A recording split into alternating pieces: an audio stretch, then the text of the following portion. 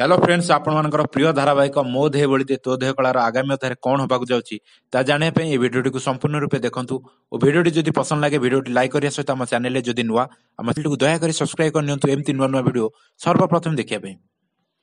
दर्शक बंधु आपण मैंने देखिं उमाशंकर देह खराब पर अभी बहुत भांगी पड़ती और से बापा को धरी बहुत कांदुंट और बापा अभी को बहुत बुझाऊँ और कहते ए घरर सबु दायित्व तो उपरे तू एमती अधर्य हेले केमिति हबो। दर्शक बंधु ये तो थिला आजिर अध्याय आगामी अध्याय आपण देखिया पाइबे जे एलोरा कहउचंती श्रद्धा को जे ए घर को सारला ओ तांका झियो सिद्धि आसीबे आ एथिरे अभिंकर इच्छा थाउ अबा न थाउ किंतु एहार उत्तर रे श्रद्धा कहउचंती अभि न कहला पर्यंत से माने ए घरे पाद भी दे पारे ओ ए कथा सुनी एलोरा कहउचंती ताहले अभि को ए घरु बाहर करा जिवो। दर्शक बंधु आपन कोन लागुची एलोरा कोन तांको कथा रे